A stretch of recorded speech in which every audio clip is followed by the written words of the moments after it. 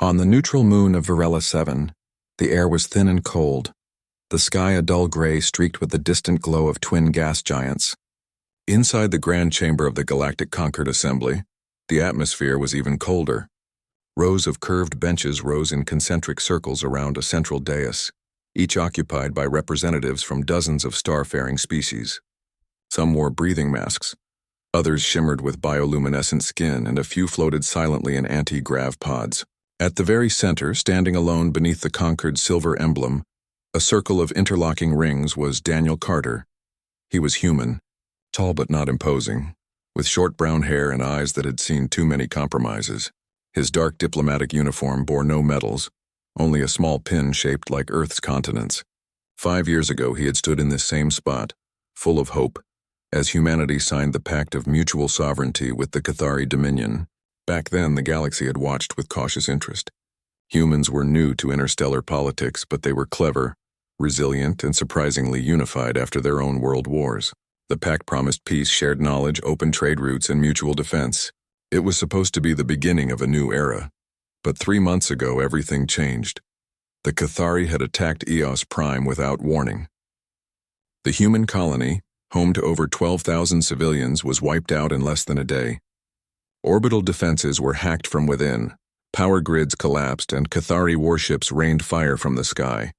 Survivors reported soldiers dragging families from shelters, executing them in the streets, and harvesting neural implants for intelligence.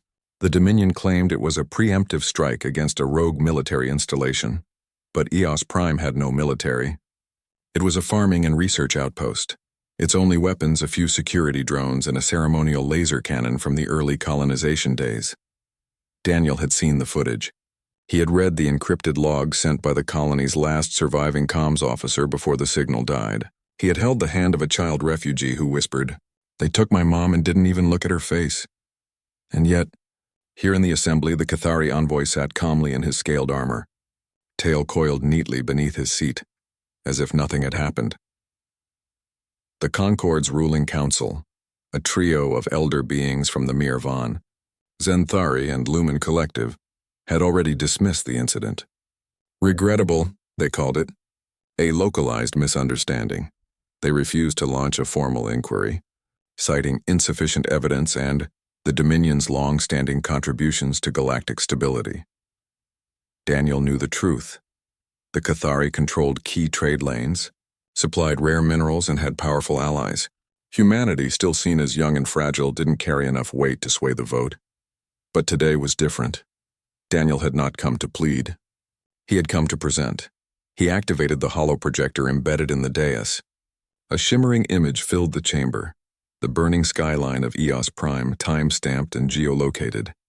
Then came audio logs, Cathari commanders giving orders to sanitize all biological traces. Then satellite recon showing Dominion dropships landing not on military zones, but on schools, hospitals, and hydroponic farms. The evidence was undeniable, cross-verified by neutral observers and encrypted with humanity's highest-level quantum seals. A murmur rippled through the chamber. Some delegates leaned forward. Others shifted uncomfortably.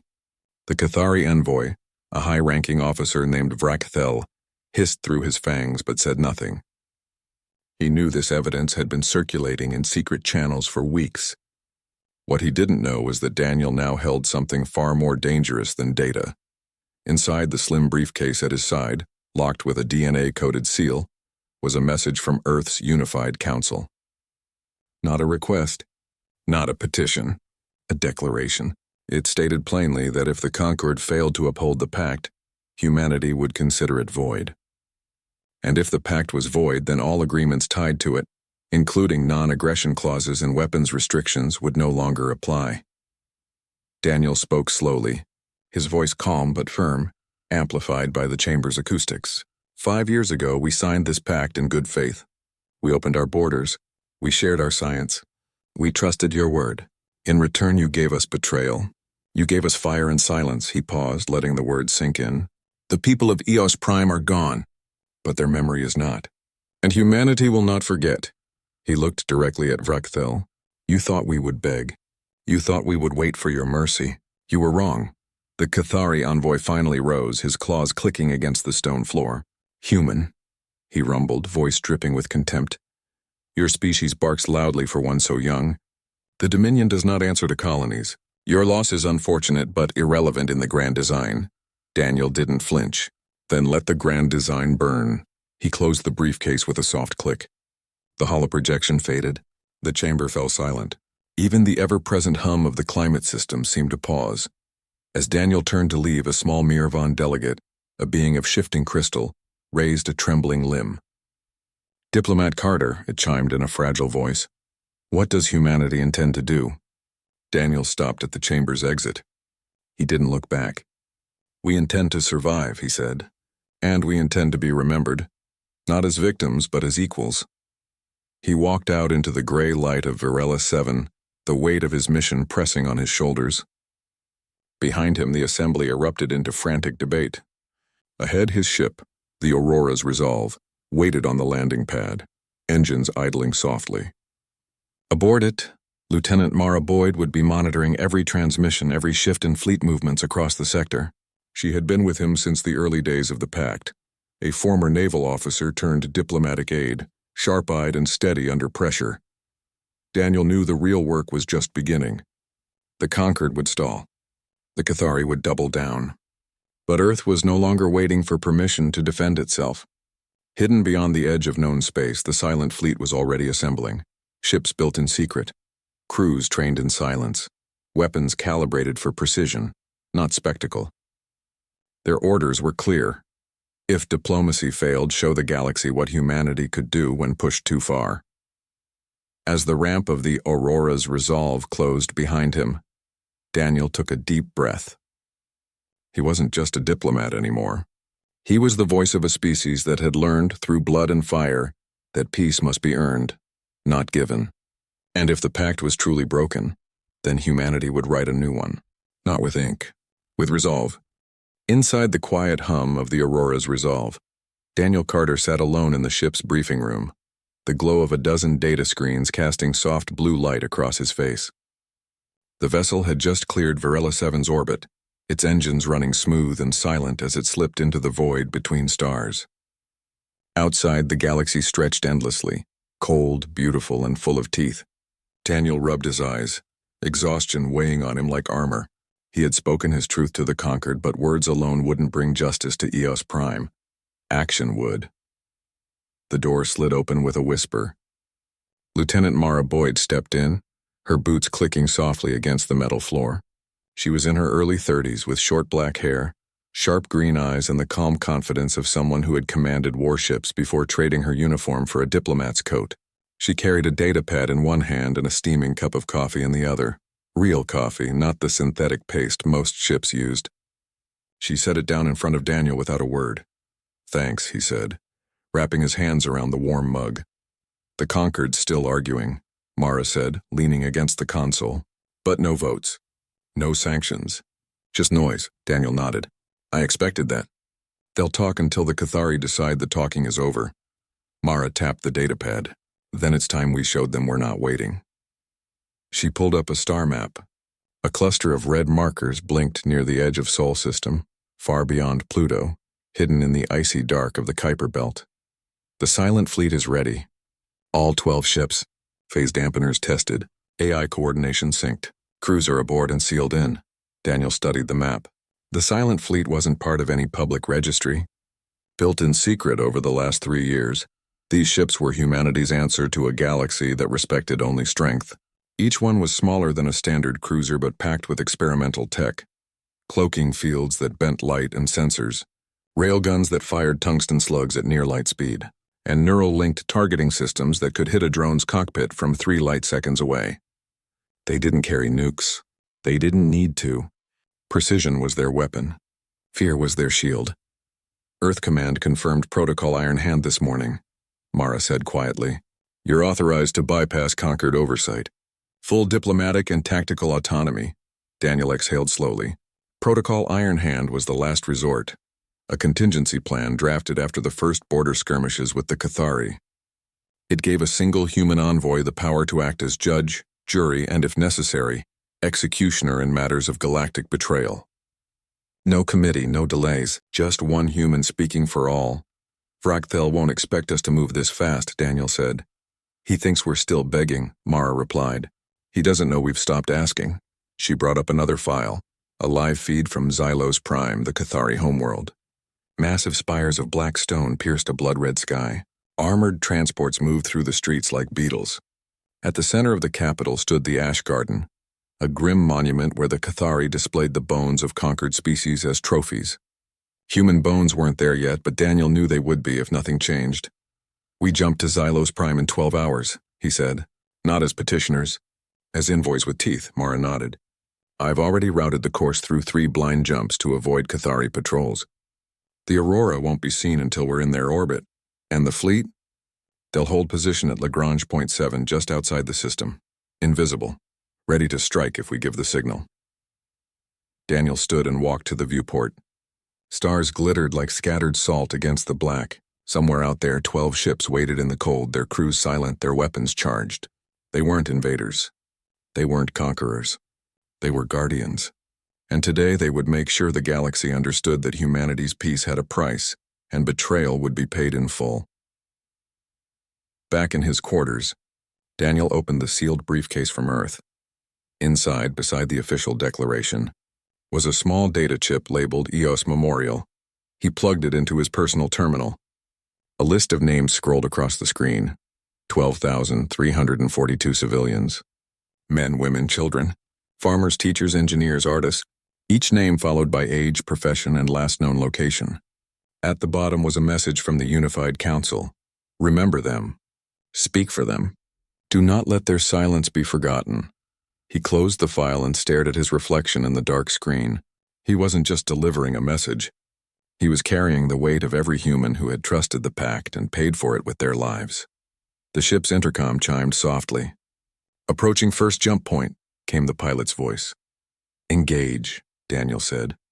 The stars outside stretched into lines, then vanished. The Aurora's resolve slipped into warp, riding a fold in spacetime toward the heart of the enemy. 12 hours later, the ship dropped out of warp, on the dark side of Xylos Prime's outer moon. The planet loomed ahead, its red clouds swirling like smoke over a battlefield. Sensors showed heavy orbital defenses, laser turrets, missile silos, drone swarms, but nothing detected the Aurora. Its hull absorbed radar. Its engines emitted no heat signature. It was a ghost. Mara entered the bridge, now in full tactical gear. Cathari Command just sent a standard hail. They think we're a trade vessel. Let them think that, Daniel said. Send our reply. Diplomatic Envoy Daniel Carter, representing Earth's Unified Council, requests immediate audience with Grand Marshal Frakthel. Mara typed the message and sent it. A minute passed, then 2. Then the comms crackled. Human vessel, a guttural voice growled. You are not welcome here. Daniel leaned into the mic. We're not here to be welcome. We're here to be heard. Silence. Then grudgingly, land at the Ash Garden. You will be escorted. No weapons. No tricks. We come in peace, Daniel said, though the words tasted like ash. But we do not come unarmed in spirit. The Cathari didn't respond. The landing coordinates appeared on the nav screen. As the Aurora began its descent through the thick sulfur-scented atmosphere, Mara stood beside Daniel on the bridge. Once we're down, we're on our own. I know, he said, but the fleet is watching. Yes, he said. And so is EOS Prime. The ship touched down on a platform of black stone, surrounded by towering statues of Cathari warriors. Dozens of armored soldiers waited, their eyes gleaming with suspicion and pride. Daniel straightened his coat, picked up his briefcase, and walked down the ramp. Mara followed, her hands empty but her mind sharp. They had come to deliver a reckoning. And the galaxy would soon learn that humanity's patience had limits, and its resolve had no end. The air on Xylos Prime smelled of burnt metal and old blood. Daniel Carter stepped onto the black stone path that led through the Ash Garden, his boots echoing softly in the heavy silence. Mara Boyd walked half a pace behind him, her eyes scanning the towering bone spires that lined the walkway. Each one was made from the skeletons of entire species, some humanoid, some insectoid, some so alien their shapes defied understanding. At the base of every spire, glowing runes listed the name of the conquered race and the year of their extinction. There was no human spire yet, but Daniel knew it was only a matter of time if he failed. Cathari guards surrounded them, their scaled bodies armored in dark plates, tails twitching with tension. Their weapons were not drawn, but their claws rested near their holsters. They moved like predators pretending to be polite. The path ended at a massive archway carved from volcanic rock. Beyond it lay the throne chamber of Grand Marshal Vrakthel. Inside, the room was vast and dim, lit by flickering torches that cast long shadows on the walls. At the far end, seated on a throne of fused bone and iron, was Vrakthel himself. He was larger than most Cathari, his scales a deep crimson, his eyes yellow and unblinking. A scar ran from his left eye down to his jaw, a trophy from some forgotten war. He did not rise as Daniel approached. He simply watched, his forked tongue flicking out once, tasting the air. "Human," Vrakthel said, his voice like stone grinding against stone. "You come to my world without invitation. You bring no army, no fleet, only words, and words are weak." Daniel stopped 10 paces from the throne. He set his briefcase on the floor but did not open it. "I bring truth," he said. "And truth is stronger than armies." Vrakthel laughed, a dry, rattling sound. "Truth, your colony broke our laws. It housed rebels. It plotted against the Dominion. We cleansed it. As we cleanse all filth." "No," Daniel said, his voice steady. "Eos Prime grew food. It taught children.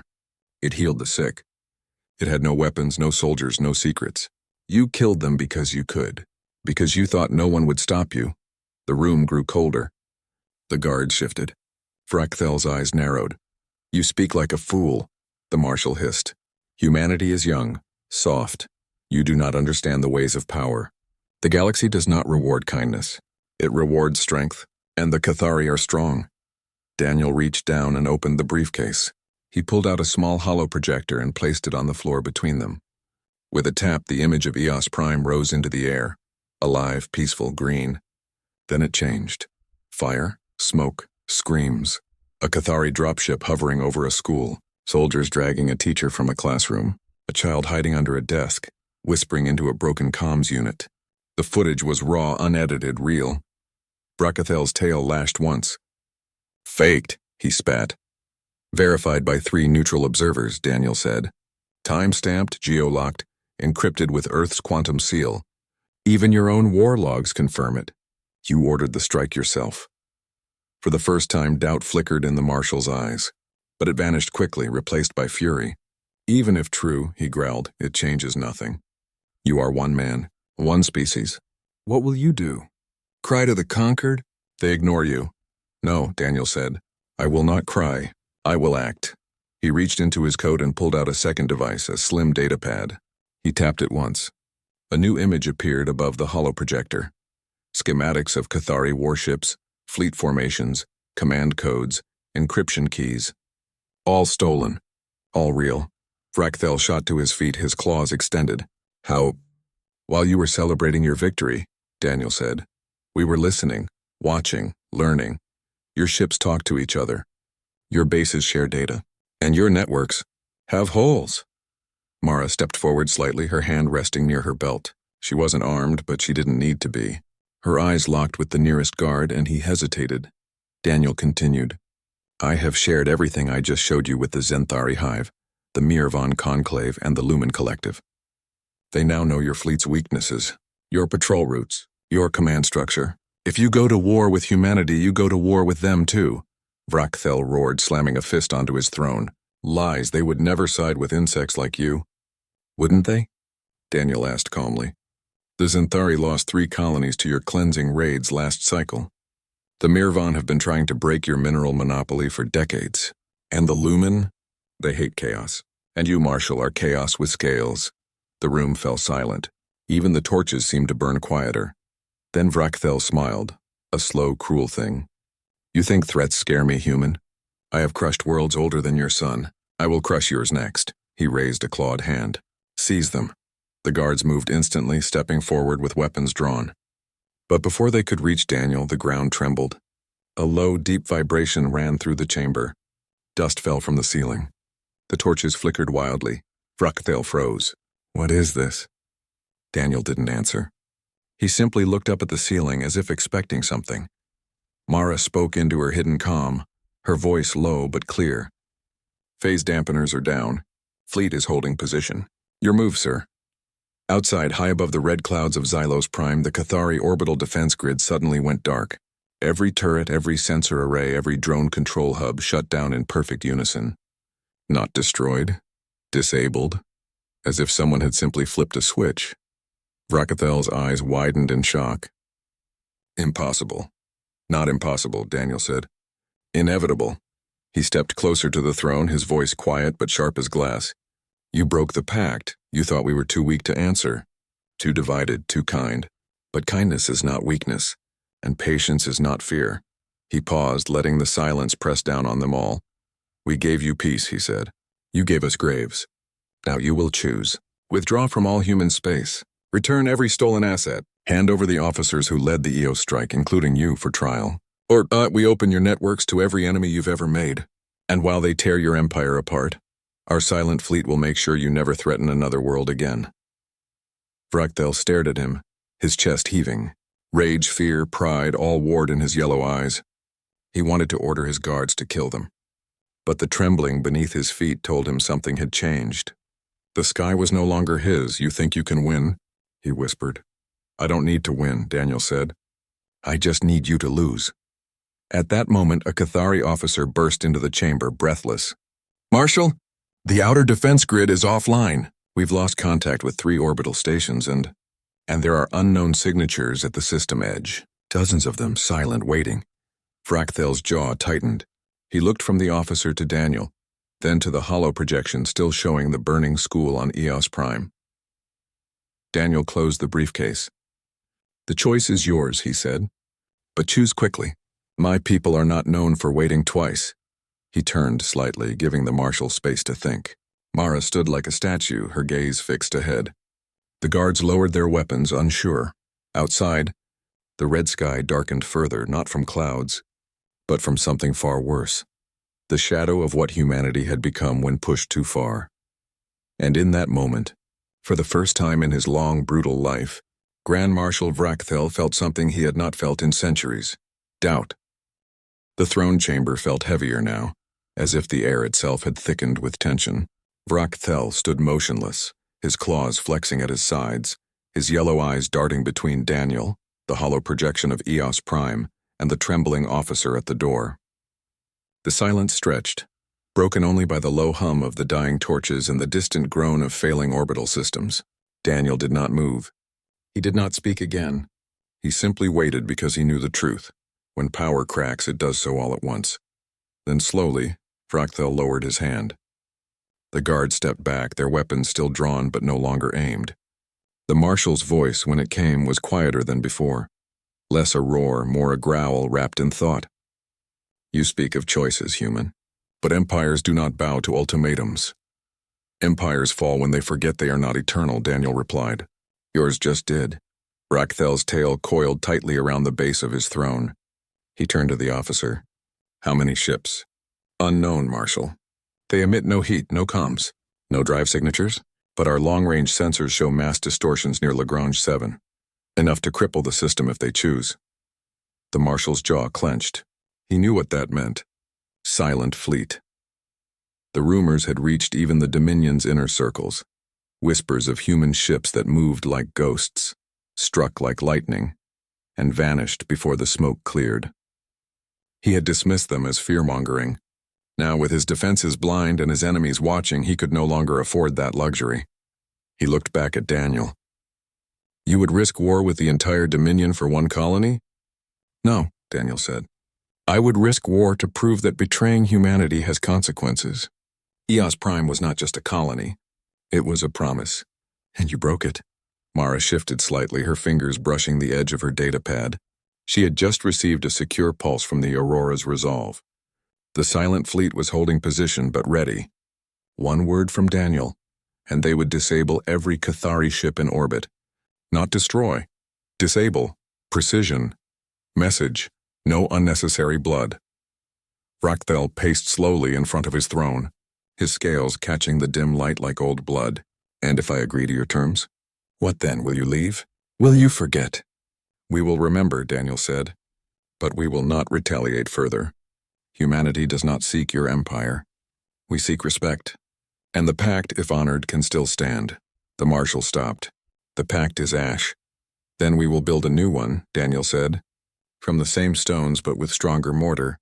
A long moment passed. Outside, the sky remained dark. No alarms, no explosions. Just silence, the most terrifying sound in war. Then Vrakthel spoke, not to Daniel, but to the officer. Send word to High Command. Recall all forces from human sectors. Freeze all Dominion assets near Sol Space. And prepare the trial docket. The officer blinked. The trial marshal? Yes, Vrakthel said, his voice low. For war crimes. Starting with my own. Daniel did not smile. He did not nod. He simply closed the holoprojector and picked up his briefcase. Good. But Vrakthel raised a claw. Do not mistake this for weakness, human. I do this not because I fear you, but because I will not let your reckoning become my empire's ruin. Understood, Daniel said. But know this, should you break faith again, there will be no warnings. No briefcases, no talks, only fire. Vrakthel studied him for a long time. Then with a slow, deliberate motion, he bowed his head, not in submission but in acknowledgement. A warrior's nod. Guards escorted Daniel and Mara out of the chamber, not as prisoners but as honored envoys. The walk back through the ash garden felt different now. The bone spires still stood, but they no longer seemed like monuments to conquest. They looked like warnings. Back aboard the Aurora's Resolve, the ship's systems hummed with quiet readiness. The pilot reported that Cathari traffic control had cleared them for immediate departure. No scans, no delays, just open sky. Mara stood beside Daniel on the bridge as the ship lifted off, the red clouds of Xylos Prime peeling away below them. They'll watch us, she said. Every move, every signal. Let them, Daniel replied. Now they know we watch back. He opened a secure channel to Earth. The Unified Council appeared on screen, faces from every continent, united not by blood, but by survival. It's done, Daniel said. The Dominion has agreed to full withdrawal, reparations, and the trial of Vrakthel and his command staff. A woman with silver hair and tired eyes nodded. And the fleet? Standing down, but staying hidden. Good, she said. The galaxy needs to see that humanity keeps its word, but also that it keeps its teeth. The call ended. Daniel turned to the viewport. Stars returned, clean and distant. Behind them, Xylos Prime shrank into a red dot, then vanished. Mara handed him a fresh cup of coffee. What now? Now, Daniel said, we go home. And we prepare. For what? For the day someone else thinks we're weak. He sipped the coffee. It was bitter but real, like truth, like justice. The Aurora's Resolve jumped to warp, leaving the Cathari system behind. But the message remained, etched into every silent sensor, every disabled turret, every bone in the ash garden that now carried a new meaning. Humanity had spoken, and the galaxy had listened. The news spread faster than light. Within hours of the Aurora's Resolve leaving Xylos Prime, every major system in the known galaxy received the official transmission from Earth's Unified Council.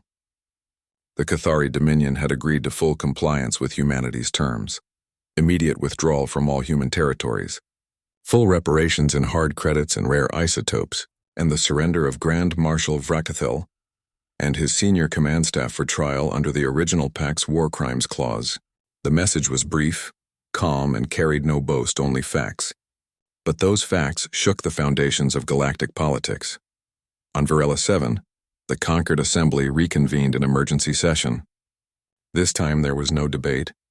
The evidence Daniel had presented, now backed by Cathari admission and verified fleet telemetry, left no room for denial. The Mir von Elder moved for immediate enforcement of the Pact's justice protocols. The Zenthari Hive, long silent on Cathari aggression, publicly endorsed the ruling. Even the Lumen Collective, usually detached from lesser conflicts, issued a rare statement. Order has been restored through measured strength. This is balance. Vrakthel was transferred under heavy guard to the neutral tribunal station orbiting the moon of Series 9. His trial was not a spectacle.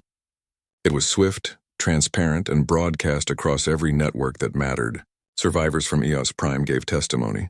Cathari officers, fearing their own names would be next, provided logs and orders. Vrakthel did not deny his actions. He called them necessary for Dominion security. The tribunal disagreed.